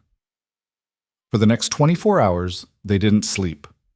Ross mobilized her small staff, cross-referencing every document, verifying every witness statement, building a case designed to survive any legal challenge Donovan could mount. She brought in a federal marshal to provide protection and ensure witnesses couldn't be threatened. She contacted the territorial governor, her uncle, and briefed him personally. And at precisely 9 o'clock the following morning, she filed formal criminal charges against Marcus Donovan for fraud, conspiracy, bribery, and extortion. The reaction was instantaneous and explosive. Within an hour, every newspaper in Denver had the story. By noon, territorial officials were scrambling to distance themselves from Donovan. By evening, federal marshals had raided the mercantile building and seized Donovan's complete business records. And somewhere in the chaos, Marcus Donovan himself vanished. He's running, Ross said, standing in her now crowded office surrounded by marshals and evidence, probably heading for the border. Can you stop him? Clara asked. I've got marshals at every train station and telegraph office in 100 miles. If he tries to leave the territory, we'll grab him. Ross looked at the mountain of seized documents. But even if he runs, we have enough here to convict him in absentia. His empire is finished. Clara should have felt triumphant. They'd done it. Against impossible odds, they'd brought down one of the most powerful men in the territory. But all she felt was exhausted. Ethan found her outside the courthouse an hour later, sitting on the steps, watching Denver prepare for nightfall. Ross wants us to testify, he said, sitting beside her. Formal depositions tomorrow, then court testimony whenever the trial starts. I know. You all right? Clara didn't answer right away. Then she said, I keep thinking about everything we've lost, the barn, the cattle, the time we should have spent working the land instead of fighting legal battles. And I'm wondering if it was worth it. Do you really doubt that? I don't know. We won, Ethan. We actually won. But I feel like we've spent so much energy destroying Donovan that we forgot to save ourselves. Ethan was quiet. Then he said, the land's still there. The ranch is still standing. Your family's business is still intact. And we're alive, which is more than I expected 3 days ago. Is it enough? It will be. Once we get home and start rebuilding what we lost. He paused. Together. Clara looked at him. Her husband, her partner, the man who'd stood beside her through everything. You really think we can do this? Build a real life out there? I think we've already started. Before Clara could respond, a shout echoed from the street. They both turned to see marshals running toward the mercantile building, guns drawn. They found him, Ethan said, already moving. They reached the building just as the marshals dragged Marcus Donovan out in handcuffs. He looked smaller than Clara remembered, diminished somehow, stripped of the aura of untouchable power he'd worn like armor. His eyes found hers across the crowd. For a moment, something passed between them. Recognition, maybe, of two people who'd fought a war and only one had survived. Then Donovan smiled. You think this is over? It is for you, Clara said. No, see, the thing about power is it doesn't disappear just because you take down one man. There are a dozen more like me waiting to fill the vacuum, and they'll come for you, Clara. They'll come for your land, your ranch, everything you think you've saved, because that's what people like us do. Then we'll fight them too, Ethan said flatly. Will you? Donovan's smile widened. For how long? 10 years? 20? How many wars can you win before you finally break? As many as it takes, Clara said. The marshals hauled Donovan away and the crowd began to disperse, but his words lingered, settling over Clara like a shadow. Because he was right. Taking down Donovan didn't change the system that had created him. It didn't protect the next desperate farmer from the next ruthless speculator. It was one battle won in a war that would never really end. But standing there beside Ethan, watching justice finally find a man who'd evaded it for years, Clara realized something important. They didn't need to win every battle. They just needed to win this one, and then the next one, and the one after that. For as long as they had strength to fight, Ross found them as the crowd thinned. It's done. Donovan's in custody, his assets are frozen, and his contracts are being reviewed. Anyone he defrauded will have a chance to reclaim their land. She paused. Including you. What about the lawsuit he filed against us? Clara asked. Dismissed, along with every other fraudulent claim he made in the past 5 years. Ross smiled. You're free. The land's yours. No strings, no conditions, no one waiting to take it from you. Clara felt something loosen in her chest. Tension she'd been carrying so long she'd forgotten it was there. Thank you, she said quietly. Don't thank me. You did the impossible part. I just made sure the law caught up. Ross extended her hand. But if you ever need legal help again, and something tells me you might, you know where to find me. Clara shook it. Then she and Ethan walked away from the courthouse, away from the chaos, away from everything they'd fought so hard to destroy. And for the first time in months, they walked toward home.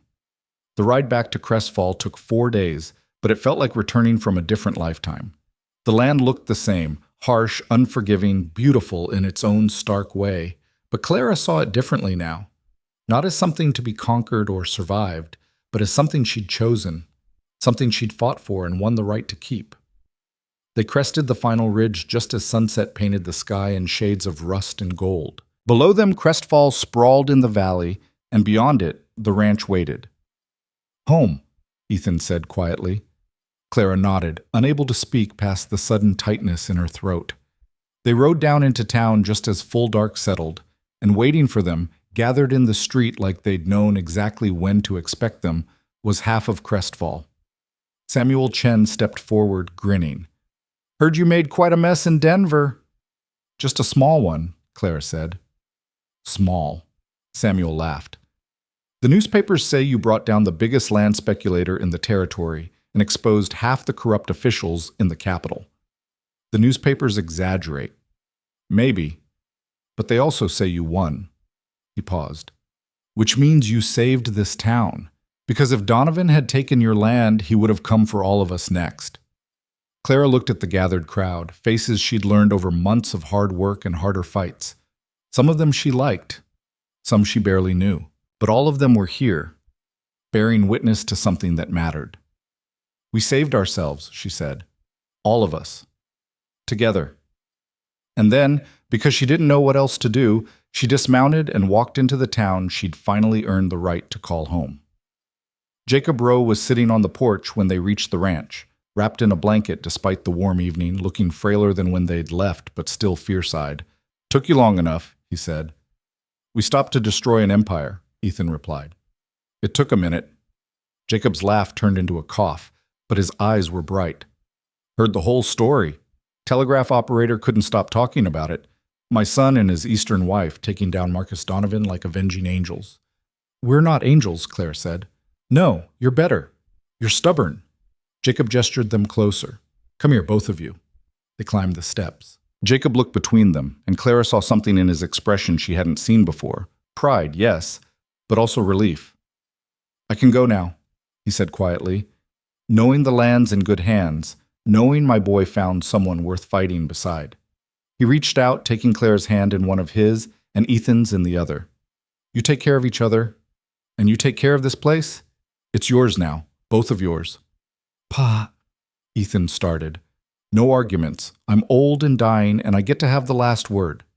Jacob's grip tightened. Build something good here. Something that lasts. Something worth all the blood you shed to keep it. Clara nodded, not trusting her voice. Jacob released their hands and settled back in his chair. Now get inside and get some rest. The land won't work itself, and you've got a lot of rebuilding to do. They went inside, and Clara sank into the first real bed she'd slept in for a week. But before exhaustion could claim her, Ethan appeared in the doorway. You all right? He asked. Getting there. He crossed to sit on the edge of the bed. We did it. Yeah, we did. So what happens now? Clara sat up, facing him. Now we rebuild. We harvest the alfalfa. We replenish the herd. We fix the barn. And we prove that everything we fought for was worth it. And after that? After that? Clara smiled. We keep going, for as long as we can. Ethan reached out, brushing a strand of hair from her face. When I grabbed your wrist on that train platform, I thought I was just stopping a stranger from making a mistake. And now? Now I know I was saving my own life. Clara's breath caught. Then she leaned forward and kissed him, not desperately, not urgently, but with the steady certainty of someone who'd finally found solid ground. When they pulled apart, Ethan smiled. Welcome home, Clara Rowe. Welcome home, she echoed. And outside, under a sky filled with stars that had witnessed everything, the land waited patiently for them to begin again. Morning came gentle for the first time in months. Clara woke to sunlight streaming through windows she'd scrubbed clean herself, to the smell of coffee brewing in a kitchen that finally felt like hers, to the sound of Ethan moving through the house with the easy rhythm of someone who belonged. She lay still for a moment, letting the weight of everything they'd survived settle into something she could carry without it crushing her. They'd won.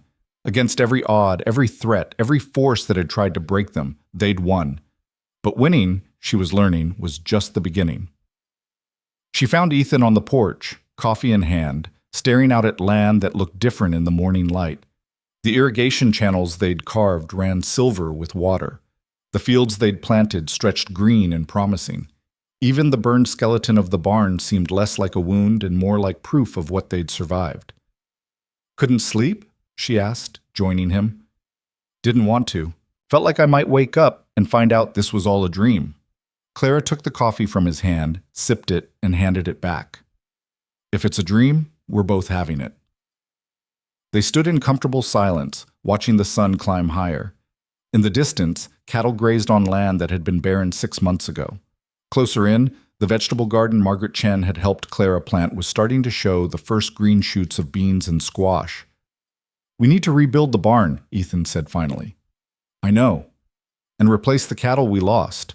I know. And harvest the alfalfa before the weather turns. I know, Ethan. Clara looked at him.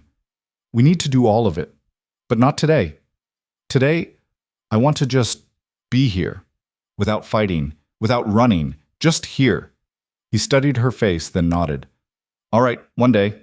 Then we get back to work. One day? Clara agreed. But the frontier had its own schedule, and it didn't care about their need for rest. The rider came at noon, kicking up dust as he galloped toward the ranch like the devil himself was chasing. Clara recognized him before he dismounted. One of Samuel Chen's sons, barely 16, his face flushed with exertion and urgency. Mr. Rowe! Mrs. Rowe!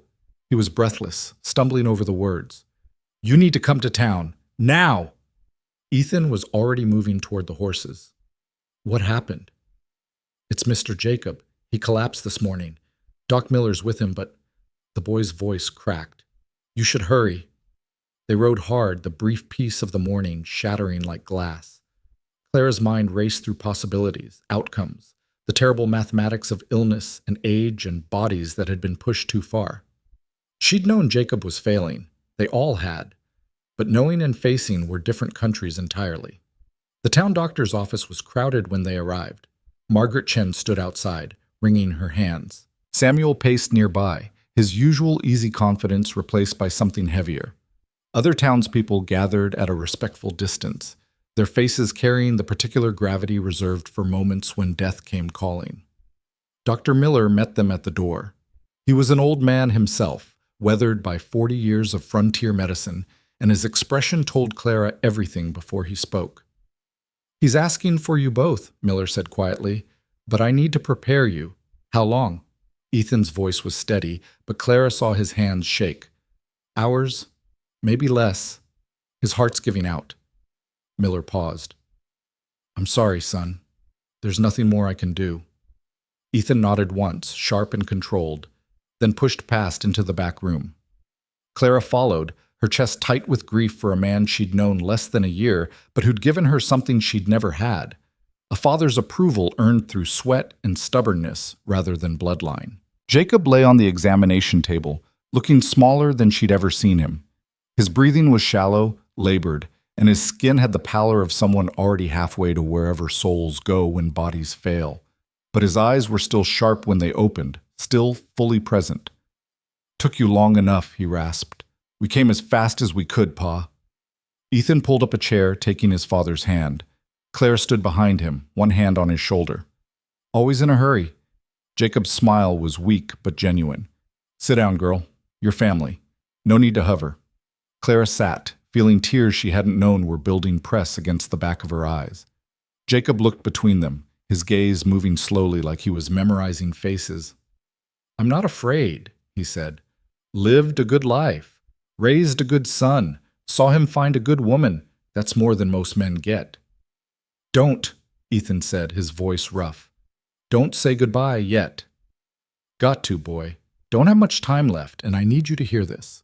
Jacob squeezed Ethan's hand with what little strength remained. You did it. Everything I hoped you'd do and more. You saved the land. You built something real. You became the man I always knew you could be. I couldn't have done it without you. No, you couldn't have done it without her. Jacob's gaze shifted to Clara. You take care of my boy. Keep him honest. Keep him fighting for what matters. I will, Clara managed, her voice breaking. And you, Jacob looked back at Ethan. You take care of her. She's tougher than both of us, but even the strong ones need someone to stand with them. You be that someone. I promise. Jacob's breathing hitched, and for a moment Clara thought they'd lose him right there. But he rallied, gathering himself for one final effort. The land's yours now, all of it. Do whatever you want with it. Expand it, sell it, burn it to the ground if you need to. But whatever you do, make sure it means something. Make sure it's worth the blood you shed. He paused, his voice dropping to barely a whisper. Make sure it's worth what I'm about to let go of. Hush. Let me finish. Jacob's grip tightened one last time. I love you, son. Always have. Even when I was too proud or too stubborn to say it. I love you. And I'm proud of you, so damn proud. The tears Ethan had been holding back finally broke free. Love you too, Pa. Jacob nodded, satisfied, his eyes closed. His breathing slowed. And then, with the same quiet dignity he'd lived with, Jacob Rowe let go. The silence that followed was absolute and terrible. Clara felt Ethan shudder beneath her hand, felt the grief roll through him like thunder. She wrapped her arms around him from behind, holding him while he held his father's hand, and let him break in the only safe place he had left. Outside, the sun kept shining, the world kept turning, the frontier kept demanding what it always demanded. But in that small room, time stopped long enough for a son to say goodbye to the man who'd taught him everything that mattered. They buried Jacob 2 days later on a hill overlooking the ranch. The whole town came. Not just Crestfall, but people from neighboring settlements who'd known Jacob in the years before illness had diminished him. They brought food, stories, and the kind of respect reserved for men who'd earned their place through decades of hard work and harder choices. Samuel Chen spoke first, his voice carrying across the gathered crowd. Jacob Rowe was the first man to welcome me to Crestfall 30 years ago. Didn't care that I was Chinese, didn't care that everyone else in town was suspicious. He judged people by what they did, not where they came from. And he taught all of us, by example more than words, that a man's worth is measured by what he builds, not what he takes. Others spoke. Margaret Chen talked about Jacob's quiet generosity during the hardest winters. Dr. Miller shared stories of a younger Jacob, wild and fearless, before time and illness had tamed him. Even the territorial marshal who'd helped them take down Donovan had made the trip, standing at the back and offering a silent salute. But it was Ethan's words that stayed with Clara. He stood at the graveside, hat in hand, looking out at land his father had loved and fought for, and finally entrusted to him. When he spoke, his voice was steady. My father taught me that the frontier doesn't forgive weakness. That if you want something, you fight for it. That quitting is the only real failure. He paused. But he also taught me, sometimes without meaning to, that strength isn't the same as stubbornness, that asking for help isn't surrender, that the bravest thing you can do is admit you can't do it alone. Ethan looked at Clara. He taught me that when I met my wife. She showed up here with nothing but determination and a plan everyone said was impossible. And instead of turning her away, instead of protecting what was mine, I chose to stand with her, to build something together. He turned back to the grave. Pa, you spent your whole life building this ranch, making it mean something, and now it's my turn, mine and Clara's. We'll honor what you built, we'll make it grow, and we'll make damn sure it was worth everything you sacrificed. The crowd was silent. Then, one by one, people came forward. They dropped handfuls of earth onto the coffin, each one a small goodbye, a final acknowledgement of a life well lived. When everyone else had gone, Clara and Ethan stood alone on the hill, watching the sun drop toward the horizon. He was right, you know, Clara said quietly. About us. About what we built together. I know. So what do we do now? Ethan was quiet for a long moment. Then he said, we keep building. The weeks that followed were a blur of work that felt different than before. They rebuilt the barn, this time with help from townspeople who showed up unasked, carrying timber and nails and sweat. Samuel organized work crews. Margaret brought food to feed everyone. Even the territorial marshal sent lumber as a gesture of thanks for their role in taking down Donovan. The barn rose faster than Clara thought possible, sturdy and strong, a testament to what community could accomplish when it actually tried. They harvested the alfalfa in early autumn, working dawn to dusk to bring in a crop that exceeded every projection Clara had made. When they sold it at market, the profit was enough to pay off their remaining debts with money left over, actual money they could save, invest, build with. For the first time since Clara had arrived, they weren't surviving, they were thriving. But something was still unfinished, and Clara felt it like a splinter she couldn't quite reach. She was working in the vegetable garden one afternoon when Ethan found her, holding a telegram. It's from your family, he said, handing it over. Clara's hands shook as she opened it. She'd written to them weeks ago, after Donovan's arrest, explaining everything that had happened. Explaining that the land was saved, that the business was secure, that she'd done what she'd come west to do. But she hadn't told them the whole truth, hadn't told them that somewhere in the fighting and surviving, she'd stopped wanting to go back. The telegram was from her brother, William. The message was brief. Contract obligations fulfilled.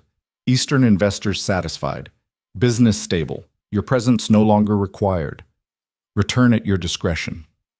Clara read it 3 times, each word landing with unexpected weight. You're free, Ethan said, watching her face. You saved your family's business. You can go home now. Home, Clara repeated, and the word felt strange in her mouth. Isn't that what you wanted? Why you came here in the first place? Clara looked around, at the garden she'd planted, at the ranch she'd helped save, at the mountains rising purple in the distance. Then she looked at Ethan, at the man she'd married for strategy and stayed with for reasons she was still learning to name. I came here to save my family's business, she said slowly. But somewhere along the way, this became home, this land, this life. You. She paused. I don't want to go back, Ethan. I want to stay. Something shifted in his expression, relief, maybe, or joy, carefully controlled. Are you sure? Boston's got everything Crestfall doesn't. Culture, comfort, a future that doesn't involve breaking your back every day just to survive. Boston has safety, but I didn't come west for safety. Clara stepped closer to him. I came here to prove something. To myself, to my family, to everyone who said I couldn't do it. And I did. But more than that, I found something I didn't know I was looking for. What's that? A place where what I do matters more than where I came from, where hard work means something, where I can build a future instead of just inheriting one. She took his hand. I found you. Ethan pulled her close, and Clara felt the last piece of uncertainty fall away. This was where she belonged, not because she had to be here, but because she chose it. Then stay, he said quietly. Stay and help me turn this ranch into something bigger than either of us. Stay and fight the next fight with me. Stay and build a life worth living. I will, Clara said, for as long as you'll have me. That might be a while? Good. They stood in the garden while the afternoon sun painted everything gold. Two people who'd started as desperate allies and become something neither had planned but both desperately needed. That evening, Clara sent her own telegram back east. Business saved, contract fulfilled, starting new venture. Will write with details. Staying west. This is home now. The response came 2 days later from her mother this time. Knew you wouldn't come back. Too much of your father in you. Build something beautiful. Make us proud. Clara felt something release in her chest. The last tether to a life she'd outgrown, finally cut free. Winter came to Crestfall with the same harsh beauty it always had. The first snow fell in November, transforming the ranch into something clean and new. Clara and Ethan spent the dark months planning, not just for spring planting, but for years ahead. They pored over maps and surveys, calculating how to expand the irrigation system, where to build additional outbuildings, which crops would thrive in soil they'd spent months rehabilitating. Clara's Eastern business training combined with Ethan's intimate knowledge of the land created something powerful. They weren't just ranchers anymore. They were building an operation that could serve as a model, proof that dead land could be reclaimed, that smart investment and hard work could turn failure into success. Word spread. Other farmers started asking for advice. Clara found herself teaching irrigation techniques she'd learned through trial and error. Ethan shared his knowledge of soil management and crop rotation. Together, they became a resource the community had never had before. And slowly, Clara's relationship with Crestfall changed. She was no longer the outsider, the Eastern woman who'd bought doomed land. She was Clara Rowe, the woman who'd helped take down Marcus Donovan, who'd saved not just her own ranch but protected the whole town from a predator who would have consumed them all. People nodded to her in the street, asked her opinion, invited her to community meetings. She'd earned something more valuable than acceptance. She'd earned respect. Spring arrived with unusual gentleness, the winter snows melting into water that fed their expanded irrigation system perfectly. Clara stood at the edge of their land one morning, watching green spread across fields that had been brown and broken when she'd first seen them. It's remarkable, Margaret Chen said, appearing beside her. What you've done here. We had help, Clara said. You had determination. The rest of us just followed your example. Margaret paused.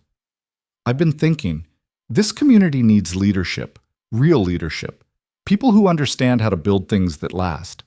Clara glanced at her. What are you suggesting? That you consider running for the territorial council. The elections are next year, and Crestfall needs representation that actually cares about more than lining their own pockets. I'm not a politician. No, you're better. You're someone who knows how to get impossible things done. Margaret smiled. Think about it. The frontier needs more people like you. Clara watched the water flow through channels they'd built with their own hands. Thought about all the other struggling farmers who could benefit from the techniques they'd developed. Thought about the systemic problems that had allowed someone like Donovan to operate unchecked for years. I'll think about it, she said. That night she brought it up to Ethan. "Margaret thinks I should run for the territorial council," she said over dinner. Ethan looked up from his plate. "Do you want to?" "I don't know. Part of me thinks it's insane. I'm barely keeping this ranch running. How could I take on territorial politics too? The same way you've taken on everything else. By refusing to quit." He paused. "But that's not really what you're asking." "What am I asking?" "You're asking if I'll support you, if I'll hold things together here while you fight a different kind of battle." Ethan set down his fork. "And the answer is yes. Absolutely yes. You've spent the last year helping me save my father's legacy. Let me help you build yours." Clara felt something warm spread through her chest. It would mean being apart sometimes. Travel to the capital, late nights, political fights that might get ugly. "I know. But it also means using everything you've learned to help people who are where we were a year ago. Desperate, exploited, one bad season away from losing everything. If you can prevent even one family from going through what we went through, it's worth it." "You really think I can do this?" "Clara," Ethan's voice was firm. "You defeated Marcus Donovan. You turned dead land into profit. You earned the respect of a town that didn't trust outsiders. Running for office is probably the easiest thing you'll do all year." She laughed despite herself. "When you put it that way, so you'll do it." Clara thought about the telegram from her mother. Build something beautiful. Make us proud. She'd saved the land, saved the ranch, saved her family's business. But maybe that was just the foundation. Maybe the real building was just beginning. "Yes," she said. "I'll do it." The campaign took 8 months and tested Clara in ways even the fight against Donovan hadn't. She traveled to every settlement in the district, speaking to farmers and miners and shopkeepers about water rights, land management, and fair contract laws. She faced opponents who dismissed her as an outsider, who questioned her marriage, who suggested a woman had no place in territorial politics. Clara faced each challenge the same way she'd faced everything else, with facts, determination, and the quiet confidence of someone who'd already survived worse. Ethan held the ranch together in her absence, managing the harvest and the cattle and the 100 small crises that came with working land that still demanded more than it gave. But every time Clara returned home, exhausted and discouraged, he was there with coffee and strategy and unwavering belief that she could win. The election came in late autumn. Clara stood in the Crestfall Town Hall while votes were counted, surrounded by Margaret and Samuel and dozens of other townspeople who'd become friends over months of shared work and shared hope. Ethan stood beside her, his hand steady in hers. When the results were announced, Clara won by a margin wider than anyone expected. The celebration that followed was loud and chaotic and perfect, but later, when the crowd had dispersed and the hall was quiet, Clara stood with Ethan looking out at the town that had become theirs. "We did it," she said quietly. "You did it." "No, we." Clara turned to face him. "Everything we've built, the ranch, the community, this victory, we did it together. I couldn't have done any of it without you." Ethan pulled her close. "Then let's keep doing it, together, for as long as we can." Clara thought about the journey that had brought them here, the desperate gamble on a train platform, the dead land they'd refused to abandon, the marriage of convenience that had become something real, the battles fought and won and survived. "For as long as we can," she agreed.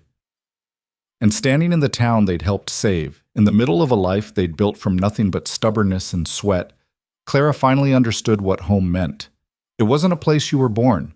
It wasn't safety or comfort or the absence of struggle. Home was the person who stood beside you when everything fell apart and helped you build it back stronger. Home was the land you'd bled for and the community that finally let you belong. Home was waking up each morning and choosing the fight all over again because the alternative, giving up, going back, settling for less, was no longer an option. The years that followed proved Clara's belief that one victory was just the beginning. She served 3 terms on the Territorial Council, pushing through water rights legislation that protected small farmers from exploitation. She helped establish land management cooperatives that gave struggling ranchers access to shared resources. She became known as the councilwoman who actually understood the frontier because she'd lived it.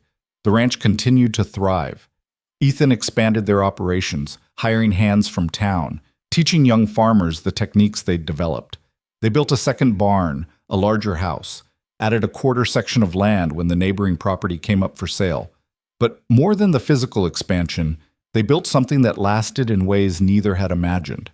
They became the couple other struggling farmers came to for advice. The success story people pointed to when they said the frontier could still be won. Proof that hard work and smart strategy and refusing to quit could actually build something worth keeping. And somewhere in the middle of all that building and fighting and growing, their marriage stopped being a legal strategy and became the truest thing either of them had ever known.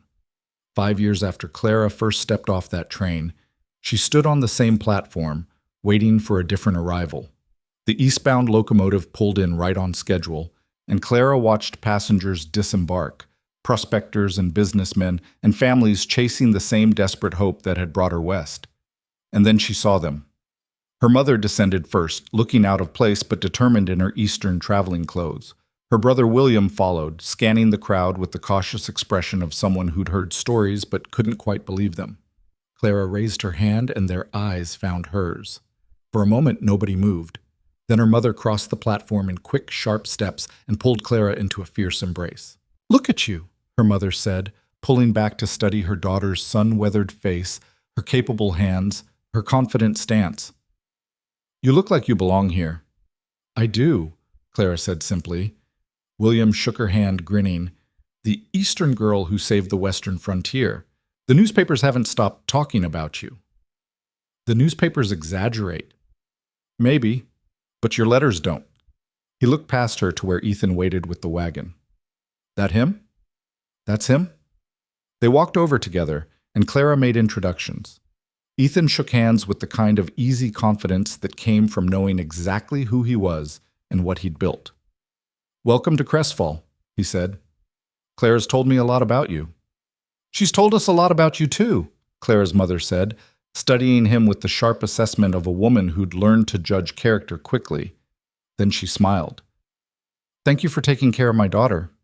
"Ma'am, with all due respect, your daughter doesn't need anyone to take care of her, but I'm proud to stand beside her while she takes care of everyone else." Clara's mother laughed, genuine and delighted. "I like him."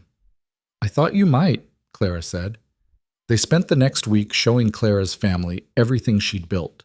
The ranch with its expanded operations, the irrigation system that now served 3 neighboring properties, the town that had grown from suspicious to supportive, the territorial council chambers where Clara had fought for legislation that protected people like her.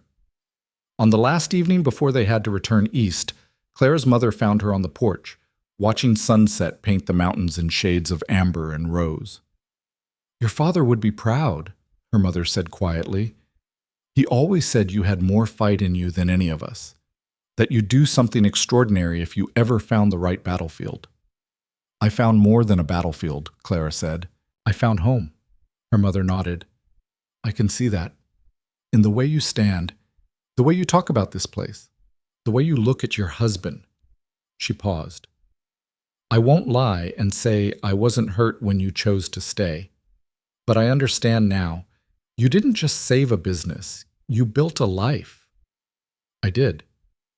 "And you're happy?" Clara thought about that, about the work that never ended, about the political fights that exhausted her, about the land that still demanded everything she had, and about Ethan standing in the doorway behind them, waiting patiently for her to finish this conversation, about the community that had become family, about waking up every morning and choosing this hard, beautiful, impossible life all over again. "Yes," she said. "I'm happy." Her mother squeezed her hand. "Then that's all that matters." The next morning, Clara stood on the platform again, watching her family board the eastbound train. William hugged her tight, promising to visit again soon. Her mother held her for a long moment, whispering instructions to write more often and take care of herself. And then they were gone, the train pulling away in a cloud of steam and smoke, carrying them back to a world Clara had once belonged to but no longer needed. Ethan appeared beside her as the train disappeared into the distance. "You all right?" he asked. "Better than all right." Clara turned to face him. "Ready to go home?" "Always." They walked back through Crestfall together, past the general store where Samuel waved from the window, past the town hall where Clara would chair her next council meeting in 2 days, past the school where children played in the yard, learning from teachers Clara had helped hire. The ranch appeared on the horizon like it always did, solid and permanent in theirs. The new barn stood strong against the sky. The fields stretched green with the late summer crop. Cattle grazed on land that had been dead 5 years ago. And waiting on the porch was everything they'd built together.